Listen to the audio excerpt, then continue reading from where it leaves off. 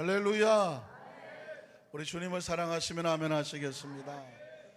오늘도 우리 성가대의 찬양처럼 하나님을 높이 찬양하기를 원하시는 우리 모든 성도들에게 하나님께서 영혼이 잘됨같이 범사가 형통하고 강건한 축복이 넘쳐날 것을 믿습니다. 오늘 성가대 찬양을 듣다가 보니까 앞으로 생선을 어떻게 먹지? 회 먹기는 틀렸네 이런 생각이 들었어요. 왜냐하면 바닷속에 고기들아 하나님을 찬양하여라 그랬는데 찬양하는 고기들을 잡아먹을 수 있나 이런 생각이 좀 들었는데 찬양 안 하는 것들만 잡힐지어다. 연일 계속 되어지는 여러분 그 새벽 예배, 또 어제는 또 우리 장례식이 또 강남에 있어서 또 다녀오시고, 오늘 또 새벽에 또 오늘 발인 예배에서 다니신 분들, 또 수능 기도회를 위해서 또 하루 종일 기도하신 분들, 그래서 이번 주 내내는 영적으로 굉장히 바빴습니다. 대륙신적으로 지치고 피곤할 수도 있는데 오늘 자리가 많이 비어 있지만 그럼에도 불구하고 이곳에 있던 또 집에 있던 직장에 있던 아니 바닷속의 고기들도 찬양하는데 어느 곳에 있더라도 하나님께서 그 찬양과 간구와 기도의 심령을 하나님께서 받으신 줄로 믿습니다. 얼마 전에 미국의 한 신실한 크리스찬이 연방 그 정부의 그 어떤 감독관 같이 하는 공무원이라고 하실까요? 우리식 표현하면은 이 사람이 신실한 크리스찬인데 신장 결석 수술차 병원에 들어갔다가 심장이 1시간 45분이 정지하는, 여러분 심장이 1시간 45분 정지하면 죽은 거죠. 의학적으로는 죽은 겁니다. 그런데 그 1시간 45분 동안에 이 사람이 그 영혼이 천국을 다녀온 그런 그 간증하는 것을, 그것도 무슨 교회에서 간증 프로에서 나오는 것이 아니라 어떤 그 토크쇼 같은 방송 프로에 나와서 그 캐스터 MC와 함께 앉아서 그거를 방송을 통해서 이렇게 한 자료를 보게 됐는데 뭐 천국 갔다 온 많은 간증들을 들어서 여러분들 나름대로 이렇게 상상을 하시겠지만 그 중에 가장 인상 깊었던 거, 그러니까 MC들은 상당히 좀 짓궂잖아요. 그래서 아주 보통 사람 생각하는 거 이런 질문 해도 되나 말아도 되나 이런 것들도 그냥 직설적으로 막 돌직구로 날려서 묻는 거거든요. 당신이 그 영혼이 빠진 다음에 천국 가는데 얼마나 시간 걸렸습니까? 이런 걸 물어본 거잖아요. 그랬더니 이분이 하는 얘기가 그렇습니다. 이 몸에서 영혼이 빠져나가는 순간 자기는 뭐 속도를 가늠할 수 없을 정도로 바로 천국으로 올라가더라, 그런 얘기를 합니다. 제일 먼저 만난 분이 누굽니까? 그랬더니 예수님이라는 표현을 하고, 그러니까 이제 MC가 계속 물어요. 뭐 어떻게 생겼냐, 어떤 느낌이냐. 근데 그분의 고백 속에서는 아주 정확하게 더 빨리 찾아냈네요. 이 고백 저분인데, 저 고백이 하는 동안에 예수님을 통해서 형체로 알 수 있는 것은 하나님의 사랑이 그냥 뭐 눈에서 사랑, 몸에서 어떤 형체 속에서 그 사랑이 어마어마하게 밀려오는 사랑의 점령을 당하는 것. 그래서 인간적인 사랑은 나중심적인 사랑인데 예수님의 사랑은 철저하게 우리가 부족하고 모자라고 흠이 많아도 우리를 위해서 일방적으로 쏟아부으시는 그 사랑이 예수님의 형체더라, 이런 고백을 하면서 그때 제가 또 하나 그 고백 속에서 여러분에게 꼭 나눠드렸으면 좋겠다고 하는 어떤 간증은 뭐냐면, 놀라운 것은 이분이 고백 가운데 자기가 천국을 가는 속도보다 더 빨리 가는 것이 하나 있었는데 기도라는 표현을 하더라고요. 자기가 천국을 가는 그 짧은 시간 속에서 자기보다 먼저 빨리 올라가더랍니다. 그게 뭔가 했더니 성도들의 기도더라는 것이죠. 그러니까 우리의 입술의 고백의 그 간구와 기도가, 그 입술의 고백이 하나님 앞에 드려진 순간에 바로 천국으로, 요한계시록에 보면 마치 천사들이 어떤 향을 펴서 천국의 금향로에 받는다 이런 표현을 쓰고 있는데, 그러니까 제가 말씀드린 표현대로 이건 3차원적인 사건이 아니죠. 시간과 공간을 초월하니까 기도가 올라가는 것은 그건 차원이 없죠. 이건 4차원적으로 올라가는 거니까. 그래서 그 강조하는 것 중에 하나가 뭐냐, 크리스찬들의 기도가 이렇게 중요하더라. 그 중에서 가장 절실한 기도가 회개 기도였었어요. 반대적으로 마귀가 제일 무서워하고 싫어하는 것은 바로 크리스찬들의 회개 기도라는 것입니다. 그래서 우리가 하나님 앞에 나와서 우리의 잘못을 회개하고 돌아보고 하나님 앞에 그 보혈의 은총으로 은혜를 구할 때에 그 회개 기도 가운데 마귀는 뭐 순식간에 연기처럼 흩어져 버리고 하나님의 은총이 회개하는 심령 속에 그 보혈로 임하는 것, 그리고 보혈을 믿고 의지하는 보혈의 찬양과 보혈을 의지하는 기도, 그리고 또 하나 기도가 바로 성령님과 함께 기도하는 것입니다. 그러니까 회개의 심령 가운데 드려지는 기도와 그리스도의 보혈을 찬양하며 드려지는 기도와 그리고 성령님과 함께하는 기도라는 것입니다. 그런 차원에서 본다고 하면 오늘 이 철야 예배에 우리의 심령 속에 한 주간 동안 지치고 힘들었던 걸, 원치 않았던 먼지처럼 달라붙었던 것을 주님 우리는 회개합니다. 그 예수님의 보혈을 덮어주시옵소서. 그리고 그 높여진 보혈을 통해서 우리의 심령은 성령님을 구합니다. 성령께서 우리 가운데 임재하여 주시옵소서. 그렇죠? 우리 함께 다 같이 한번 그 자리에 나실까요? 예수님의 보좌 앞에 우리가 앞에 서 있는 모습으로 회개하는 심령으로, 그리고 그 보혈을 찬양하면서 오늘 성령님을 찬양할 텐데, 주님의 성령 지금 이곳에 임하소서. 여러분 간절히 사모하고 원하는 모습으로 함께 찬양하고 그리고 기도하고, 우리의 기도가 하늘에 닿는 놀라운 우리의 말씀을 받았으니 하늘에 기도하고 그리고 하늘로부터 선포되는 말씀을 듣는 그런 시간이었으면 좋겠습니다. 우리 한번 두 손을 높이 들고 주님의 성령이 이곳에 임하시옵소서. 우리 함께 찬양합니다.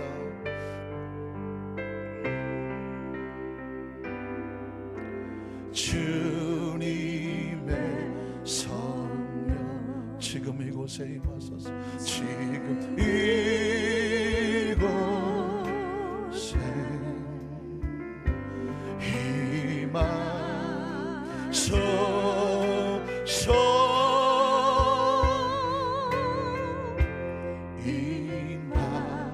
여러분 간절하십니까? 주님의 성령, 주님의 성령님 우리 가운데 임하시옵소서. 지금 이 성전에 이 예배 가운데 임하시옵소서.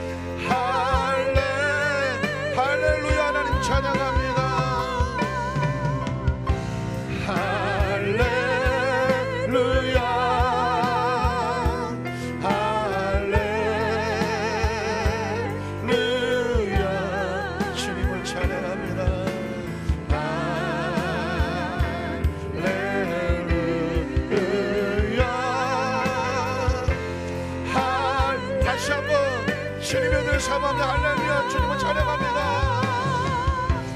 할렐루야 할렐루야.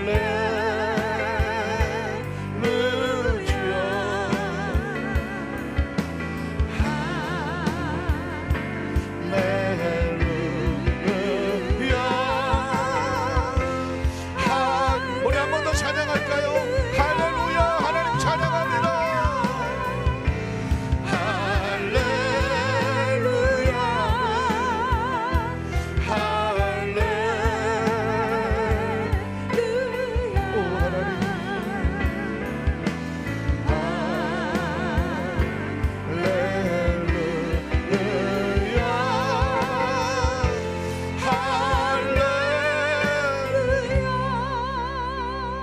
묵상으로 기도합니다. 우리 합심을 한번 기도할 때에 하나님 한 주간 동안에 원치 않게 이렇게 저렇게 하나님 앞에 죄지는 모든 죄악의 모습을 오늘 예수님이 십자가 앞에 다 내놓기를 원합니다.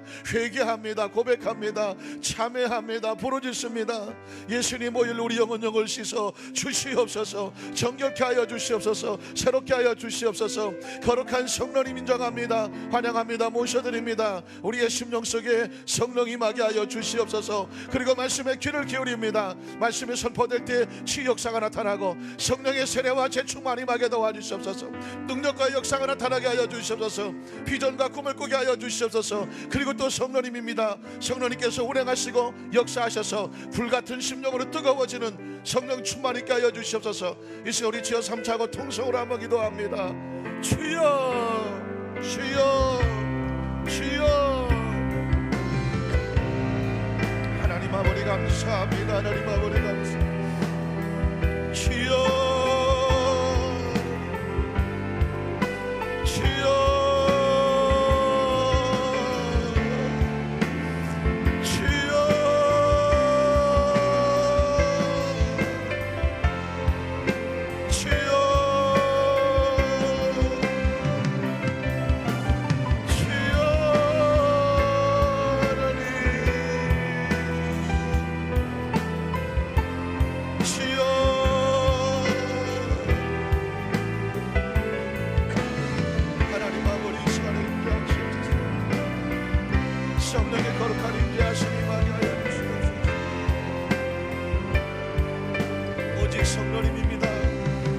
성호를 찬양합니다.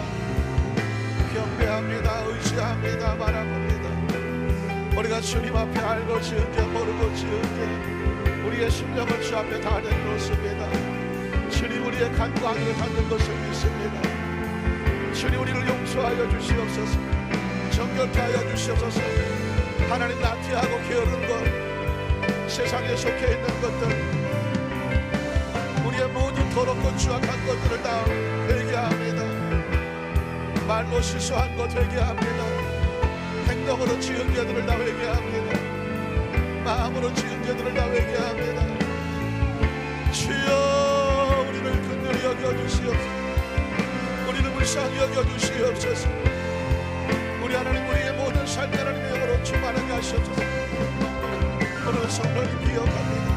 기대합니다. 부르주십니다.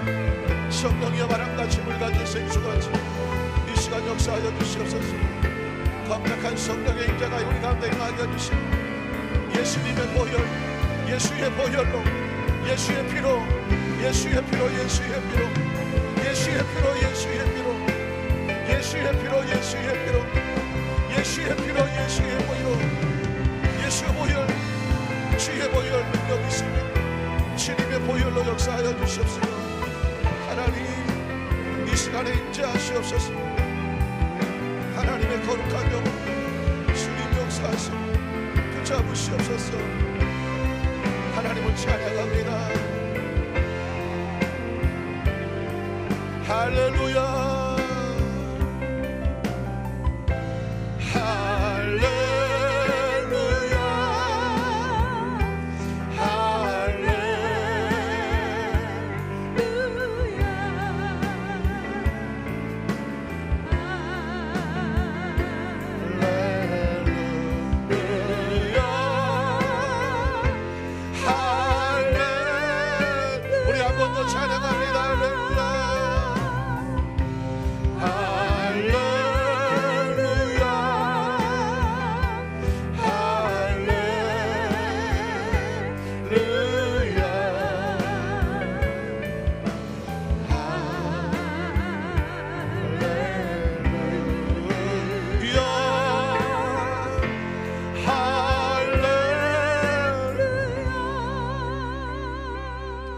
하나님 찬양합니다. 경배합니다.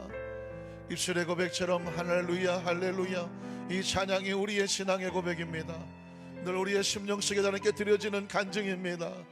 우리 안산교회 우리 모든 성도들마다 날마다 성령이고 날마다 성령이고 또 성령 또 성령과 함께 찬양합니다.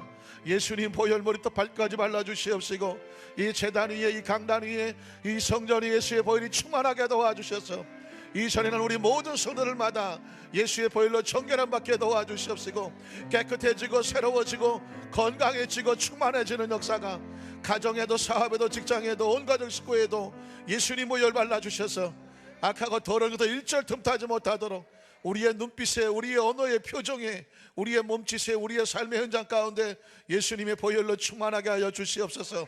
이 시간도 성령님께서 우리 이곳에 인도하여 주셨사오니 성령으로 찬양하게 하셨사오니 성령으로 기도하게 하셨사오니 우리 안은 말할 수 없는 탄식을 대신하여 간구하는 성령님의 간구와 우리의 심령이 하나님의 보좌 가운데 이미 하나님 상달된 것을 믿습니다. 하나님께서 들으시고 기억하시고 역사하셔서 우리 가운데 하나님 뜻과 섭리와 계획이 온전하신 하나님의 뜻 안에서 이루어지도록 성령님 주장하여 주시옵소서. 오늘 말씀에 귀를 기울입니다. 하나님 말씀하여 주시옵소서. 주의 백성들이 듣겠나이다. 말씀 붙잡고 기도할 때에 말씀대로 믿음대로 하나님 입술의 고백대로 이루어지게 하여 주시옵소서. 예수님, 특별히 수능을 치는 우리 모든 학생들의 마음속에 하나님께서 비전과 꿈과 은총으로 채워주시옵시고 모든 것이 합력하여 선을 이루어서 하나님의 축복의 통로되도록 조금 더 두려워하지 아니하고 낙심하지 아니하고 좌절하지 아니하고 하나님의 계획 속에서 온전히 감사하며 주님 바라봅니다. 정말 글자 그대로 합력하여 선을 이루게 하여 주시옵소서. 예수님 이름으로 간절히 축복하고 기도드리옵나이다. 아멘. 성령으로 충만하십시다. 인사하고 앉으시겠습니다. 할렐루야. 오늘 하나님의 성령께서 우리 모든 성도들 가운데 얼마나 충만하게 역사하시는지 여러분 얼굴이 환합니다. 은혜 받은 사람이 제일 이뻐요. 그리고 제일 멋있습니다. 어떤 메이크업으로 안 되는데 화장 잘못 받으면 막 떡 되잖아요. 근데 여러분 은혜가 충만하면 머리도 잘 감기고 드라이도 잘 되고 화장도 잘 받고 마음의 기쁨이 넘쳐나고 표정에도 은혜가 넘쳐나요. 한 주간 동안 기도로 사셔서 그런지 몰라도 우리 성가대서부터 우리 모든 성도님들 그냥 얼굴이 환합니다. 그래서 날마다 이렇게 환한 성령 안에서의 이 평안과 기쁨이 넘치시기를 주님의 이름으로 축원합니다. 한번 따라 하실까요? 하나님 아버지의 일을 하시는 성령님. 성령님이 무엇을 하시나 했더니 하나님 아버지의 일을 하시는 성령님의 모습을 성경 속에서 발견하게 됩니다. 지난 수요일 날인가 이제 말씀을 드렸는데 지난 주일 날 우리 신안산 순복음교회에서 재직임명 또 독립 1주년 귀한 축복 예배가 있었습니다. 그래서 우리 장로님들과 또 제가 가서 절대로 축사를 하나 해달라 그래서 순서가 제일 끝이더라고요. 한참 기다렸네. 그래갖고 어떻게 축사를 할까 하다가 그동안 여러 가지 축사했었던 것을 다 내려놓고 신안산 순복음교회에서 어떻게 재직 임명받는 분들을 축복하고 축사할까 하다가 딱 두 가지를 제 마음속에 감동을 전하라는 뭐냐면 여의도 순복음이라고 하는 교단에서 재직 임명을 받은 거를 축하해 줘야 되겠다. 그래서 여의도 순복음 우리 순복음 교단에서 재직 임명 장로 장립 안소 집사 권사 취임 설립사 임명 받은 것을 진짜 진심으로 축하하고 축복을 했습니다. 왜 그런지 아십니까? 여러분이 순복음이라고 하는 우리 교단이 정식 교단 이름은 기독교단 하나님의 성회라고 하는데 하나님의 성회라고 하는 것이 Assembly of God인데요. Assembly of God이라고 하나님의 성회라고 하는데 구약 성경에 보면 이스라엘 백성들을 총회라고 하나님 부르면 총회 전체 모임을 총회라고 하지 않습니까? 이스라엘 총회로 모이라 이런 표현을 씁니다. 그때 그 총회라고 하는 것을 영어 성경에 보면 Assembly라고 하는 표현을 씁니다.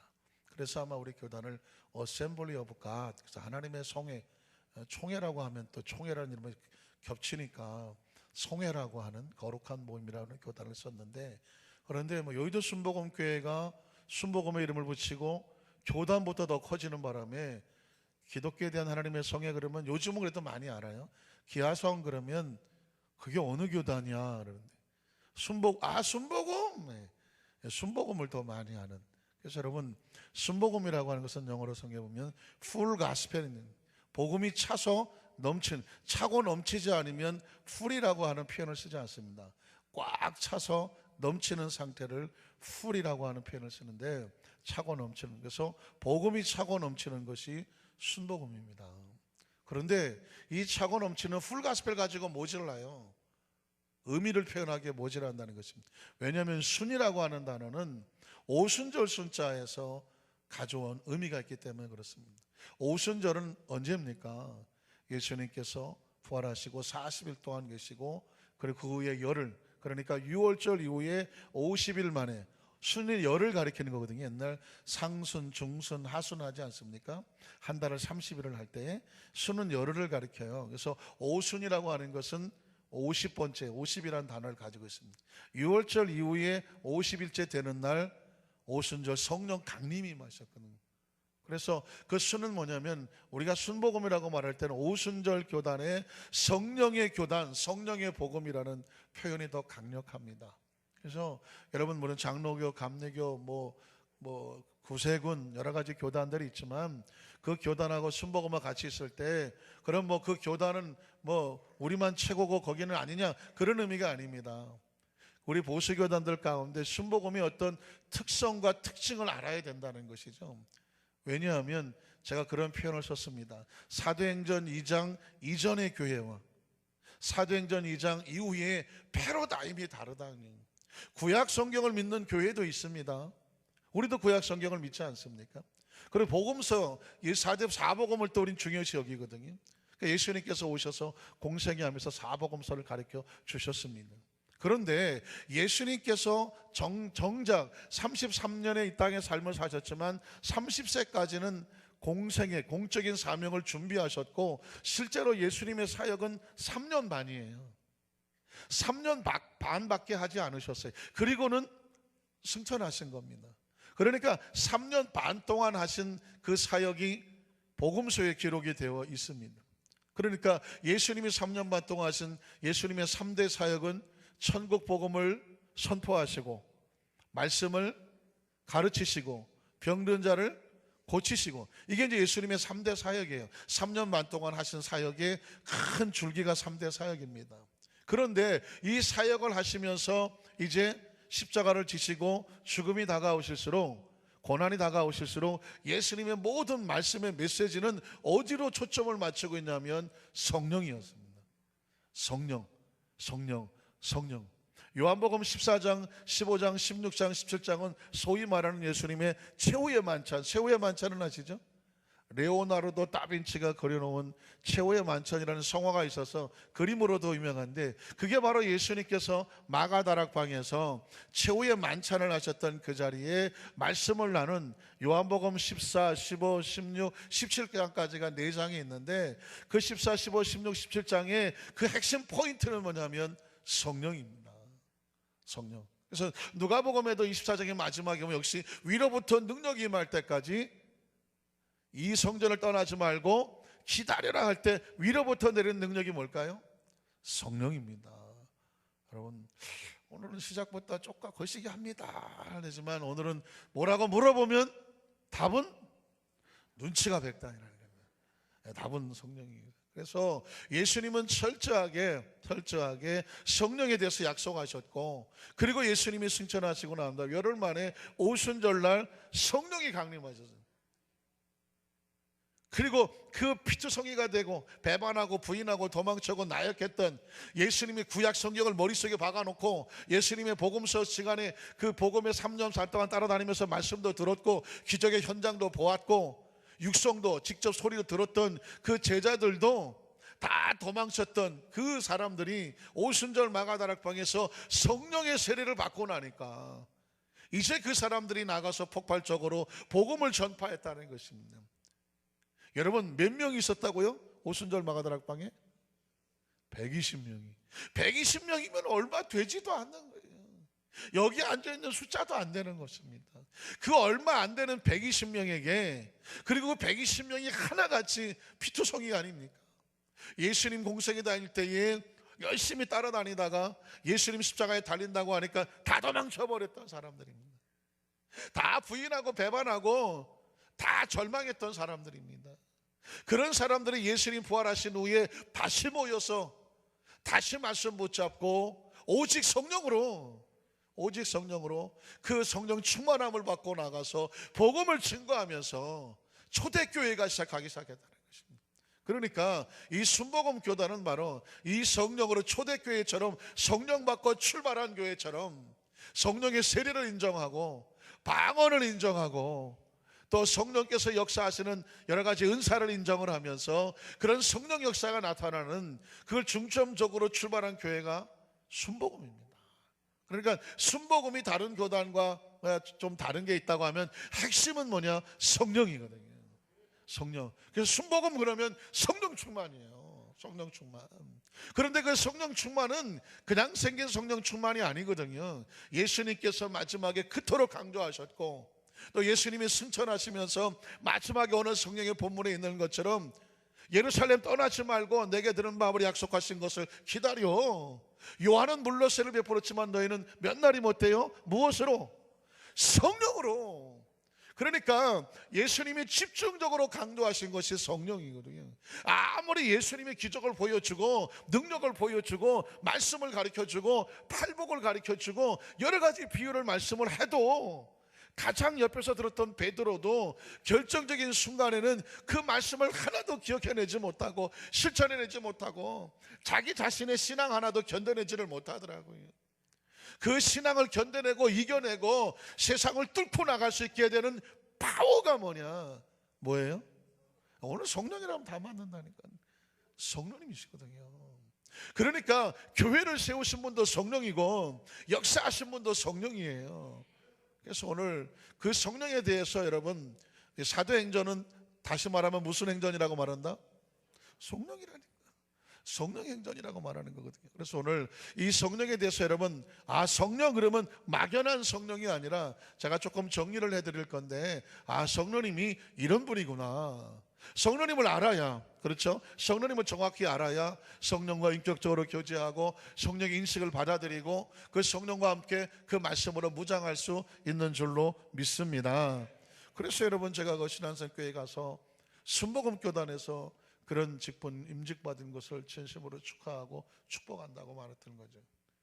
그럼 우리 여의도 순복음 안산교회 성도들은 축하받아 마땅할까요? 아닐까요?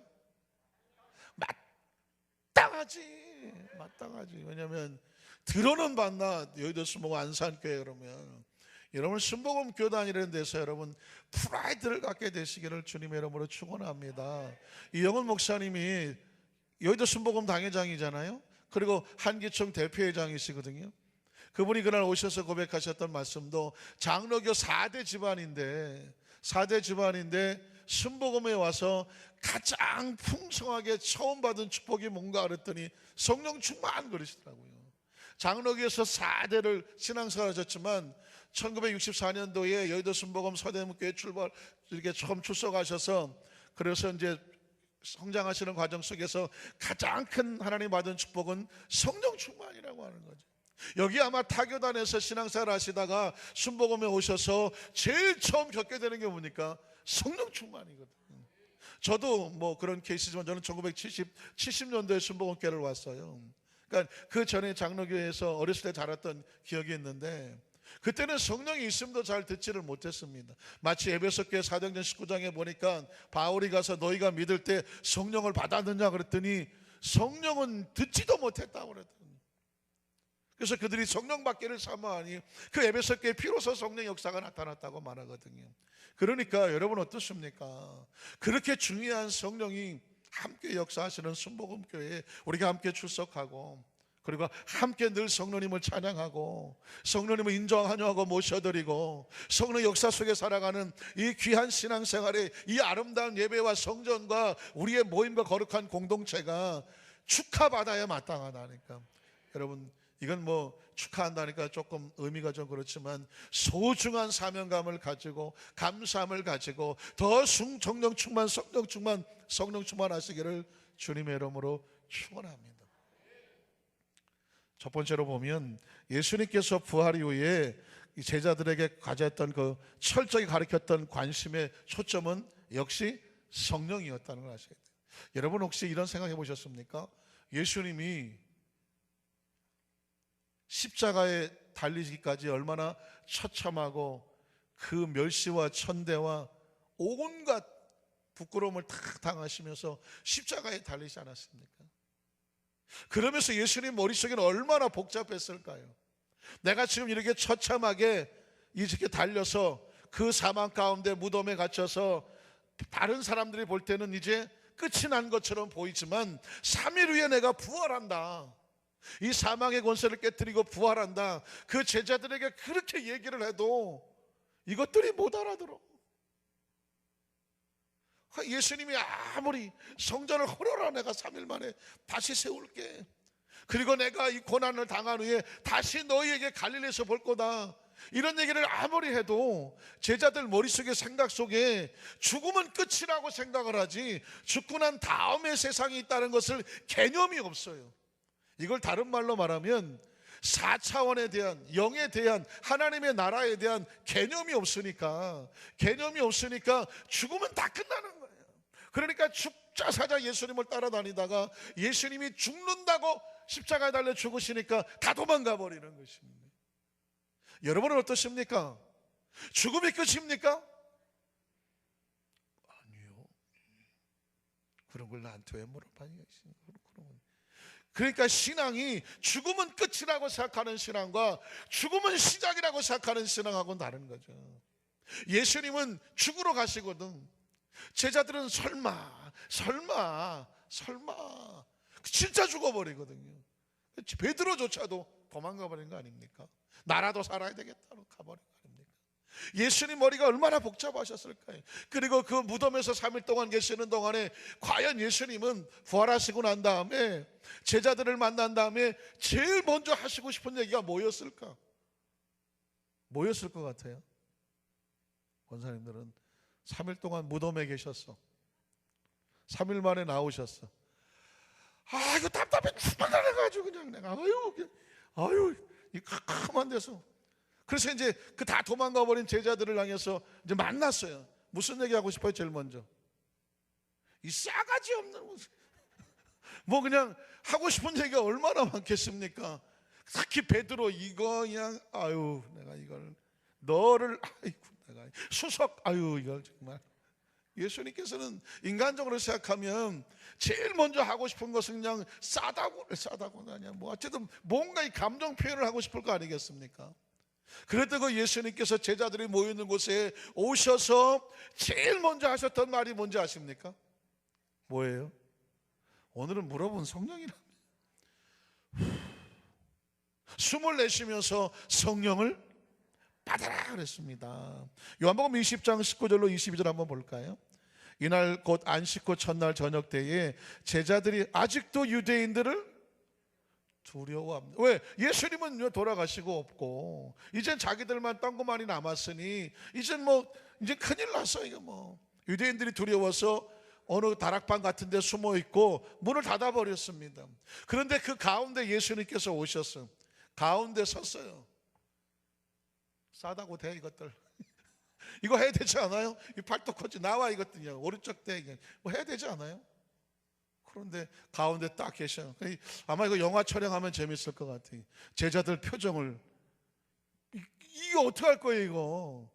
그런데 가운데 서서 이르시되 너희에게 평강이 있을지어다 이렇게 말씀하는데 그들에게 어떻게 평강이 있어요? 큰일 났죠.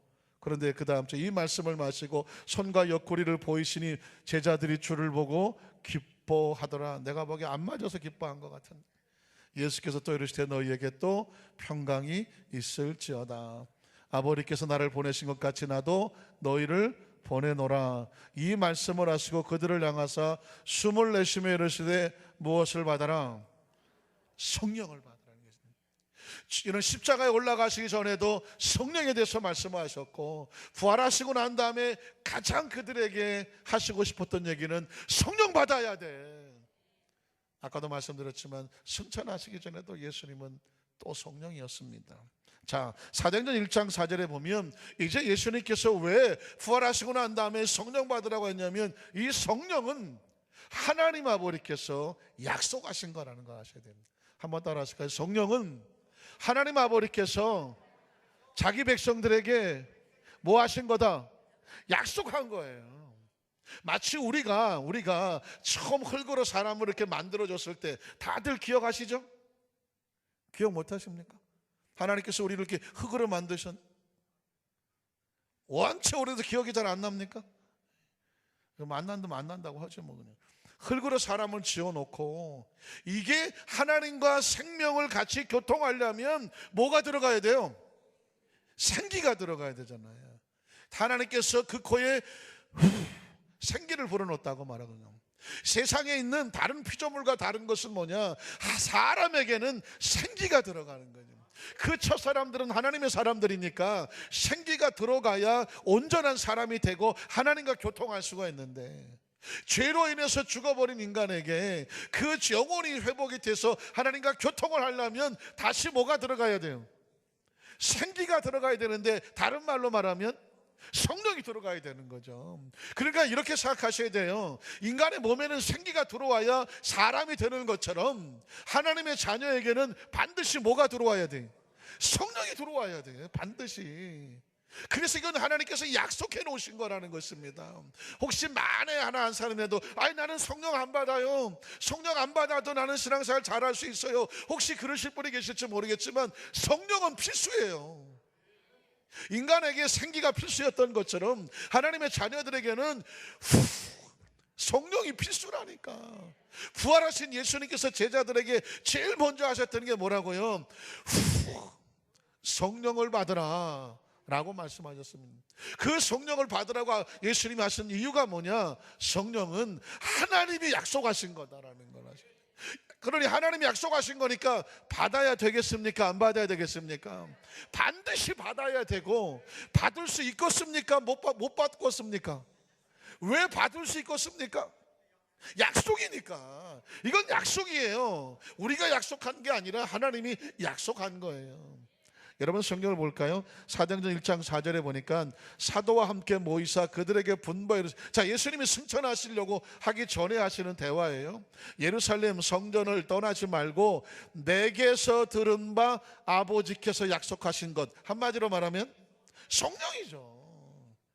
전 세계 어느 권사님들을 갖다 놔봐 이 어려운 문제를 척척 맞추는데.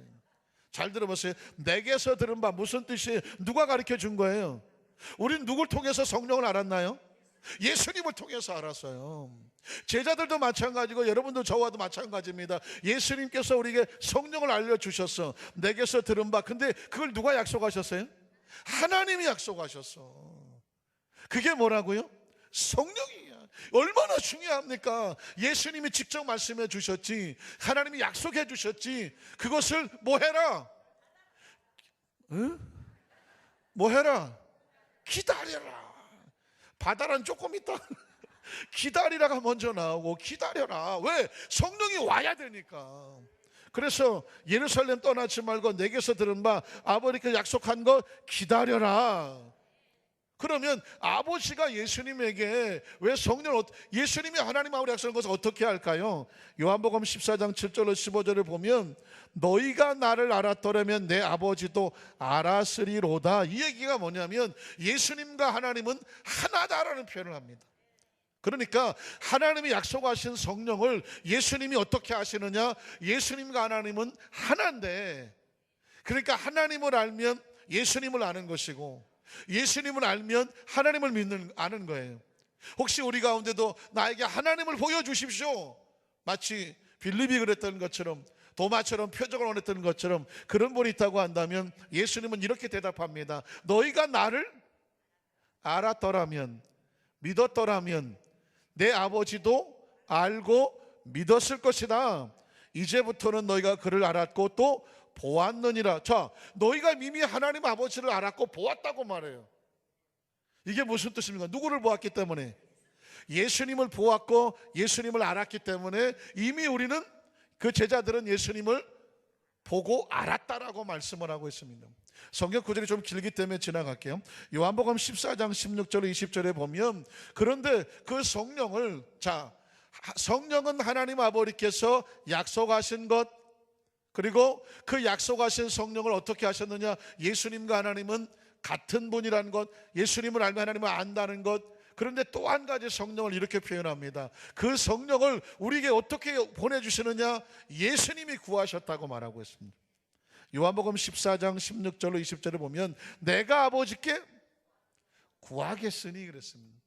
하나님 아버지가 약속해 놓으신 성령을 이제 하나님 백성들에게 보내주시옵소서. 누가 구한다고요? 예수님이 구해 놓은 거예요. 그러니까 우리가 내가 구해도 하나님 아버지가 성령을 보내주실라나, 혹시 그렇게 생각하신다면 그런 염려를 뭐 해요? 붙들어 매라고 그러잖아. 그러니까 우리 어떤 자격과 능력으로 성령을 우리가 받을 수 있는 게 아니에요. 성령을 우리가 받을 수 있도록 약속이 되어 있어요. 누가? 아버지가. 그리고 성령을 받을 수 있도록 구해 놓았어요. 누가? 예수님이 구해 놓았어요. 그 다음 볼까요? 내가 아버지께 구하겠으니, 그러면 어떻게 돼요? 그가 또 다른 보혜사를 너희에게 뭐 하신다? 주신다. 그리고 그 보혜사는 어떻게 하시느냐? 영원토록 너희와 함께 있게 될 것이라고 말씀했습니다. 자, 요한복음 14장 25절로 넘어갈게요. 25절로 가면 내가 아직 너희와 함께 있어서 이 말을 너희에게 하였거니와 보혜사 곧, 보세요, 계속 여러분, 제가 약간 요한복음 14, 15, 16, 17이 그 최후의 만찬에서 계속 마지막 식사하면서 제자들에게 무엇을 강조하셨다? 성령을 강조하셨습니다. 그 장면을 말씀하는 거예요. 보혜사 곧 아버지께서 내 이름으로 보내실 성령. 그러니까 이 성령에 대해서 제자들에게 그냥 성령 받아라 이렇게 말하면 성령이 뭔데요? 이렇게 할까봐 계속 예수님은 성령을 말할 때 아버지께서 약속하신 것 내게 들은 바, 이렇게 성령을 표현하지 않습니까? 지금 여기서도 그 성령은 보혜사야. 보혜사를 헬라어로 어서 들어본 것 같지 않아요? 뭘 팔아라? 파라솔? 파라클레토스, 어서 들어본 것 같죠? 파라클레토스라고 얘기해요. 파라라고 하는 것은 전치사인데 옆에라고, 영어로 말하면 바이 뭐 이런 식인데 옆에 있다는 것입니다. 클레토스라고 하는 변호사라는 의미를 가지고 있어서 우리 옆에 있어서 내 개인 변호사라고 생각하면 됩니다. 내 개인 변호사, 내 옆에 있어서 내가 어떻게 할지 모르고 잘 모르고 정말 어렵고 힘든 일을 당했을 때 나를 도와주기 위해서 내 옆에 있으면서 나를 위해서 대신 준비하고 기다려주시고 대언하고 때로치야 명철을 주시며 이끌어 가시는 그런 성령님을 뭐라고 말하느냐? 보혜사요 파라클레토스라고 말하는데, 이건 우리가 만든 명칭이 아니라 예수님이 말씀해 준 명칭이에요. 보혜사야. 그 성령은 어떤지 알지? 아버지께서 누구 이름으로 보내? 내 이름으로 보내. 자, 성령의 네 가지 특성이 나왔어요. 성령은 누가 약속하신 것이다? 하나님이 약속하신 것이다. 누가 구해 주신다? 예수님이 구해 주신다. 그분의 이름을 뭐라고 말한다? 보혜사라고 말한다. 자, 그런데 그 보혜사가 누구 이름으로 오신다? 예수님 이름으로 오셔. 그러니까 요 짧은 성경 내용 속에서 성령에 대한 네 가지 속성을 우리에게 말씀해 주셨으니, 내 이름으로 보내실 성령이 그가 이제 우리에게 오시면 모든 것을, 그동안 우리가 말씀을 읽고 들었던 것을, 이 말씀이구나, 그 모든 것을 가르쳐 주시고 내가 너희에게 말한 모든 것을 뭐하게 하셔요? 생각나게 하십니다. 그래서 여러분, 하나님의 사람들이 늘 기도하고 사는 사람은 무엇을 어떻게 말해야 될지 잘 모르겠는데 성령께 구하면 그 시간에 하나님 지혜도 주시고 명철을 주셔서, 그 사람이 그렇게 말을 잘하는 사람이 아닌 것 같은데 말이 그냥 입에서 따다다닥 하고 나와요. 그런 사람들을 볼 때에 자기 실력이 아니고, 예를 들어서 나중에 베드로가 말이 어눌하고 학식도 별로 없는 사람 같은데 나중에 성령 받고 나니까 이 사람이 그냥 청산유수로 말씀이 터져 나옵니다. 그건 왜 그랬을까요? 내게 들은 바, 그 약속하신 것을 성령이 너에게 뭐 하게 할까요? 생각나게 하더라고요. 어떤 목사님이 굉장히, 미국에 있던 목사님이요, 굉장히 인물도 좋고 찬양도 잘하고 그냥 몸도 건강하고 그런 목사님이 새로 부임을 했더랍니다. 누가 생각나요? 반응이 없었군. 실망인데 어떡하지? 그런데 이 목사님이 설교만 하면 너무 천천히 해갖고, 그래서 그러니까 설교를 막 너무 천천히 해갖고 성도들이 막 답답해갖고 다 좋은데 왜 이렇게 설교를 천천히 해야 자리자리 하실까? 그런데 어느 날은 강단에 딱 서셨는데 설교가 막 유창하게 나오더랍니다. 깜짝 놀라갖고 설교가 끝난 다음에 성도들이 모여서, 아니 목사님 왜 그동안 실력을 감추셨어요? 그랬더니 내가 실력을 게 아니고 오늘 아침에 너무 급하게 나오다가 내 틀니가 아니고 우리 부인 틀니를 끼고 나왔더니 이렇게 말이 잘 되더라고. 그 일을 가만히 보니까 남자보다는 여자가 더 말을 잘한다, 물론 그런 조크기는 한데 그게 또 그 원인이 틀니에 있었다고 또 얘기를 하더라고요. 그러나 우리는 틀니를 강가라 껴도 괜찮아. 성령을 받으면 베드로 같은 것처럼 하나님의 말씀이 생각이 난다니까요. 그 순간마다 분초마다 성령, 여러분 전 설교 준비를 어떻게 하는지 아십니까? 묵상합니다. 성령님, 이번 주일 설교를 성령님께서 말씀을 주셔야 됩니다. 그래서 설교자들끼리 하는 얘기가 있습니다. 책상에 앉아서 설교를 하면은요, 설교를 준비를 하면, 책상에 앉아서 설교를 준비하면 이게 설교 준비가 아니라 무슨 논문을 쓰게 만들어져요. 그런데 이제는 설교를 구합니다. 묵상하고 기도합니다. 눈을 감고 있어요. 그리고 구합니다. 그러면 하나님께서 그 주시는 만약에 다음 주다, 그러면 이렇게 말씀이 이렇게 하나님이 주시는, 우리 교회 부어주시는 말씀이 이렇게 떠올라요. 말씀이 쭉 있어요. 그래서 가만히 감고 있어요. 몇 시간이고 묵상을 하고 앉아있으면 그 말씀이 그냥 쭉 훑어 내려가요. 쭉 훑어 내려갑니다. 그럼 머릿속에 말씀이 그냥 쭉 지나가죠. 딱 정리가 딱 되면 어떻게 됩니까? 옮겨 적으면 돼요. 옮겨 적어. 그렇게 설교하는 것은 그 설교를 하는 가운데 전혀 생각지 못했던 하나님 말씀의 깨우침도 있고, 적어도 제가 한 28년 목회를 하고 설교를 해왔잖아요. 어떤 분은 말하기를 그러더라고요. 아유, 목사님 그동안 해놓으신 설교만 가지고 앞으로 하셔도 28년 하겠네. 그런데 여러분 보세요. 그랬으면 얼마나 좋겠어 이거. 제가 제일 부러운 분이 선생님이에요. 선생님은 강의 노트 하나만 있으면 평생에 이거 하나만 갖고 있어. 왜? 학생이 바뀌니까. 학생이 바뀌잖아. 교회는 안 바뀌어. 천국 가실 때까지 안 바뀌어. 그러니까 수십 년도 해야 돼. 그러니까 어떻게 해야 돼? 매일 새로운 말씀을 해줘. 매일. 그래서 그 전에 한경정 목사님 90 몇 대에서 천국 가실 때 제일 힘드신 게 뭐였냐 그랬더니 설교가 제일 힘들었다고 그러네요. 왜냐하면 그분이 90 몇 살 사셨잖아요. 그게 성도들도 보통 90살까지 살았어. 그러니 한 20, 30대 같이 만나갖고 90 갈 때까지 얼마를 그 한 목사님 밑에서 설교를 들은 거예요. 그러니 어떻게 해야 되겠어? 그 새로운 말씀을 준비하셔야 되지 않겠습니까? 근데 여러분, 저는 걱정 안 하셔도 돼. 왜냐하면 늘 말씀을 새롭게 하지 않으면 제가 설교를 할 수가 없어요. 그러니까 여러분, 제가 또 여러분 물어봐도 잘 모르잖아요. 늘 새로운 말씀이잖아요. 왜? 저는 얼마나 설레이는지 몰라요. 우리 성도들은 제가 늘 같은 말씀을 설교를 하더라도 우리 성도들은 항상 새 말씀으로 그냥 은혜를 받은, 이건 뭐라고 말하느냐? 천생연분. 오늘 성령께서 우리에게 주시는 것, 말씀도요, 성령이 주셔야 돼요.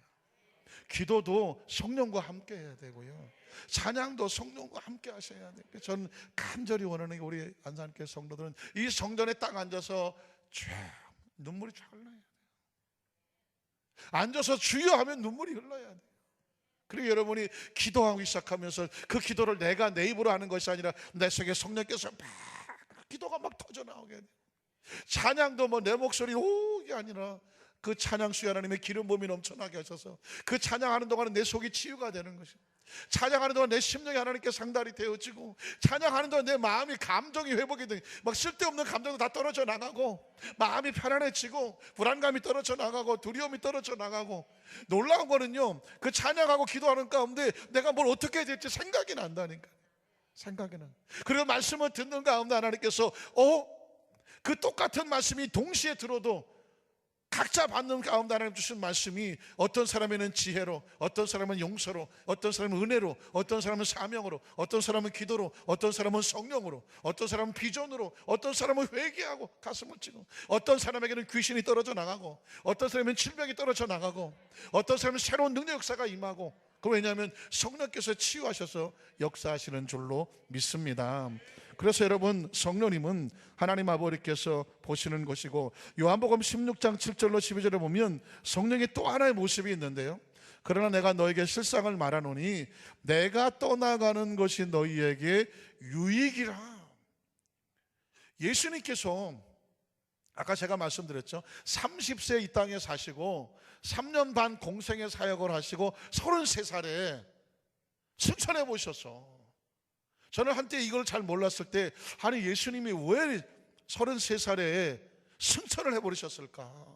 부활하시고 나서 부활하신 모습을 좀 오랫동안 좀 보여주시면 많은 사람이 예수를 믿지 않았을까? 예수님 왜 33살에 일찌감치 천국으로 이 세상을 떠나고 승천해 가셨을까? 세상에 꼴보기 싫어서 가셨나? 아니면 다 그냥 그렇게 믿었던 것들이 다 배반하고 도망가서 상처가 깊어서 그냥 올라가셨나? 별의별 생각이 다 들었는데 오늘 이유가 있잖아요. 내가 떠나가야 누가 와요? 성령이 와. 그러니까 예수님은 자신의 사역을 십자가에서 그 대속의 완성을 이루시고 나서 예수님은 성령님과 터치를 하는 거예요.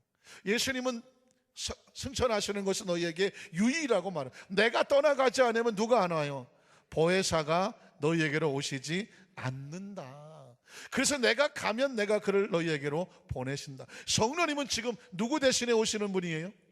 예수님 대신에 오시는 분이에요. 그러니까 성령님을 모시지 않으면, 신약시대의 초대교회는, 신약시대의 예수님 승천 이전의 사람들은 예수를 믿었어. 그렇죠? 그럼 예수님 이후에는 우리는 예수를 믿지만 그 예수님이 가시면 우리 속에 오신 또 다른 보혜사는 성령님을 모셔야 되는 거죠. 믿으십니까? 그러니까 우리가 예수를 믿음으로 하나님을 아버지라 부르는 자녀가 됐지만, 우리 속에 예수를 구원함으로, 구원자로 믿음으로 그 예수님에 대한 확신을 마음에 무장하려면 성령님이 오셔야 되죠. 왜? 예수님은 가셨잖아요. 내가 가면 너희에게 또 다른 보혜사를 주시니 그가 너희와 함께 영원히 있는다고 말씀하지 않았습니까? 그러니까 이 시대 그리스도인들에게는 하나님을 아버지로 믿는 자녀요, 예수를 그리스도로 고백하는 신앙 고백이 있어야 되지만 뭐가 반드시 있어야 돼요? 성령이 오셔야지. 성령이, 아니 나 성령 없어도 돼요, 예수님만 있으면 돼요. 아니에요. 예수님 말씀하셨잖아요. 내가 가는 게 너에게 유익이야. 내가 가야 성령이 와. 믿으십니까? 그러니까 예수님께서 우리에게 원하시는 건 뭐냐면 성령 받으라고. 또 예수님이 지금 눈에 보이지 않지만 하늘에 계시지만 성령으로 우리 속에 함께 계시니까, 성령이 계셔야 주님과 함께 계시는 것이고, 내가 그를 너에게 보내리니 이유를 보세요. 그가 와서 죄에 대해서, 의에 대해서, 심판에 대해서 세상을 책망하실 거다. 죄에 대해서라면 그들이 나를 믿지 아니하며, 의에 대해서라면 내가 아버지께로 가니 너희가 나를 다시 보지. 자 보세요, 예수님을 다시 보지 못해요. 그러나 성령이 오시면, 성령님과 함께 있으면 예수님과 늘 함께 있는 모습이죠. 그 다음 절을 보면, 심판에 대하라면 이 세상 임금은 마귀입니다. 마귀는 이미 심판을 받았음이라. 내가 아직도 너에게 이를 것이 많지만 지금은 너희가 뭐하지 못하리라. 이 말씀은 바로, 여러분 제가 4차원이라는 말씀을 하게 되면 많은 사람들이 4차원에 대한 개념, 우리 교회 성도들 이제 뭐 많이 아셨지만은 예수님이 얼마나 답답하셨을까는. 예수님 어디서 오셨어요? 확실하죠? 예수님은 하늘에서 오셨고, 제가 얘기하죠. 왜 예수를 믿어야 되느냐? 이 땅에 많은 성인들도 있는데, 그러나 하늘에서 오신 분은 누구밖에 없다? 예수님밖에 없다. 왜 예수님밖에 없느냐? 왜 하늘에서 와야 되느냐? 하늘을 아시는 분은 누구밖에 없다? 예수님밖에 없다. 우리는 어디를 가고 싶은 거다? 하늘을 가고 싶은 거다. 그러니 하늘에서 얘기해 주실 분은 하늘에서 와야 돼. 근데 하늘에서 오신 분은 예수님밖에 없어. 예수님 오셔서 무슨 얘기만 했을까요? 하늘 얘기만 했지. 기억하셔야 돼요. 예수님을 통해서 다른 도덕과 윤리와 수양과 무슨 종교와 철학과 이런 것을 뭐 배우려고 하는 게 아닙니다. 예수님을 통해서는 오직 하늘만 볼 수 있어요. 하늘을 보아야 돼요. 예수님이 오셔서 늘 하늘 얘기만 하는 거예요. 가룟 유다가 속 터져서 죽은 이유가 뭐냐? 예수님을 통해서 이스라엘 민족이 이게 해방이 되어야 되는데, 예수님은 입만 열면 하늘나라야. 그러니 이 땅에 관심 있는 사람은 속 터고 죽겠지. 믿으십니까? 그래서 예수님이 이 땅에 하늘나라를 얘기를 하러 오신 것이고, 그러니 이 땅에 4차원의 이 영적인 개념이 없는 사람들은 예수님 하는 얘기를 알아듣지도 못하고, 예수님 말씀하신 하나님 아버지 감사합니다. 내가 비유로 말하는데 세상에 지혜로운 것들은 하나도 깨닫지 못하고 어리석어 보이는 사람들이 이것을 영어로 깨닫게 해주시니 감사합니다. 그러니 하나님 말씀은 지식으로 어디 무슨 하버드 서울대학을 나와서 깨닫는 것이 아니라 하나님이 영을 열어주셔서 신앙으로 깨닫는 것이고 성령 역사해 주신 줄로 믿습니다. 예수님 제자들조차도 예수님이 아무리 하늘나라 얘기를 해도 너희가 뭐 하지 못해요? 감당이 안 돼. 지금 성령에 대해서 이렇게 얘기를 해주잖아요. 제자들 하나도 못 알아들었어. 왜 어떻게 못 알았는지 어떻게 아느냐고요? 다 도망갔잖아요. 다 도망갔다니까. 내가 가면 성령이 와서 너희에게 같이 있을 거고 이런 얘기를 해줘도 하나도 못 알아들었다니까. 심지어 베드로도 못 알아들었어요. 그래서 예수님이 눈앞에 죽어가는 것만 보고 다 도망가 버렸다니까요. 그래 감당이 안 되는 거죠. 우리는 얼마나 놀라운 시대에 살고 있습니까? 베드로보다 훨씬 낫다니까. 왜? 우리는 성령을 안다니까. 말씀을 통해서 하늘이 보인다니까요. 제가 여러분에게 이렇게 자신 있게 얘기하잖아요. 성경을 열면 하늘이 보인다니까요. 예수님 말씀이 하늘을 보이는 거고 예수님 말씀하신 의도 속에서 감춰놓고 숨겨놓은 이 4차원의 세계, 영적인 세계, 하늘의 세계, 비밀의 세계, 이런 하나님 예수님께서 그 답답해하면서 이거 감당 못하면 어떡하지? 예수님 그랬던 얘기 우리들은 환하게 보여요. 그 얘기를 하고 싶은 거거든요. 그 베드로는 예수님은 감당하지 못. 그들이 나중에 예수님께서 부활하시고 난 다음에 이게 진짜구나. 이 4차원이라는 게 있는 거구나. 죽음을 이겨내는 부활이 있는 거구나. 비로소 베드로가 정신이 번쩍이 나서 나같이 피투성이 된 사람도 약속 믿고 성령 받으면 나에게 좀 기회가 있는가 보다. 그리고 성령 받았죠. 사실은 그 성령 받기도요 500명의 제자들이 예수님 승천할 때 감람산에 500명의 제자가 있다고 그랬어요. 그런데 오순절 마가다락방에 열흘이 지나가는 동안에 다 떨어져 나고 몇 명 남았어요? 120명 남았어. 여기서 뭐 안산교회 성도들 아닌가 모르는데 120명 남은 거예요. 그 120명만 성령 받은 거예요. 그러니까 성령 받기가 얼마나 어렵습니까? 그러나 반드시 받아야 되는 것이 성령입니다. 말씀을 정리하기를 원합니다. 사랑하는 성도 여러분, 성령은 하나님이 약속하신 거예요. 성령은 예수님이 구하시잖아요. 그렇죠? 예수님의 이름으로 오시는 보혜사예요. 보혜사가 옆에 없으면 얼마나 위험한 삶입니까? 그리고 그 예수님이 가시면서 우리에게 오신 대신 와주시는 것입니다. 믿으십니까? 우리가 함께 불렀던 아까 주님의 성령 지금 이곳에 임하여 달라고 한 이유가 뭡니까? 성령님이 없으면 우리는 아무것도 없어요. 문제는 이 사실을 알 수 있는 게 축복이에요. 한번 따라서 성령님이 없으면 난 아무것도 아닙니다. 믿으십니까? 그런 위기를 느끼십니까? 여러분이 외출하기 전에 반드시 이거 안 하면 난 외출 안 한다. 뭐가 있을까요? 뭐가 있을까요? 우리 권사님들은 외출하시기 전에 반드시 내가 이거는 해야 된다. 네? 화장도 안 하셔? 11조? 기도. 나는 저 얘기 나올 줄 알았어요. 화장이야. 보통 여자들은 화장 안 하면 바깥에 안 나가죠. 생얼 잘 안 보여준다고 뭐 그런 얘기 하더라고요. 근데 남자들도 마찬가지잖아요. 그냥 집에 있던 복장으로 바깥에 안 나가잖아요. 그래도 정장을 하려고 하고 좀 깨끗하게 하고 뭐 면도도 하고 뭐 어쨌든 기본적으로는 정리를 하고 나오잖아요. 적어도 제정신 사람은 그러고 나오잖아요. 막 엉망진창으로는 안 돌아다니지 않습니까? 엉망진창으로 돌아다니면 저거 미쳤나 그러지 않겠습니까? 적어도 사람의 기본적인 어떤 외형이 있지 않습니까? 영적으로 보세요.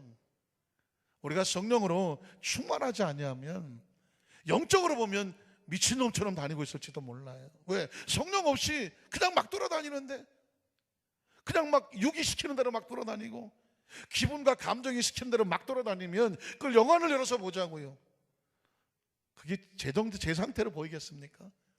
이게 영적으로 바라볼 수 있다고. 그러니 어떻게 됩니까? 내가 영적으로 무장하지 않으면 함부로 나다니지 않게 도와주시고, 성령님 오시면 난 아무것도 못합니다. 믿으십니까? 정말 중요한 일을 하게 될 때 역시 뭘 해야 돼요? 성령님 함께하여 주시옵소서.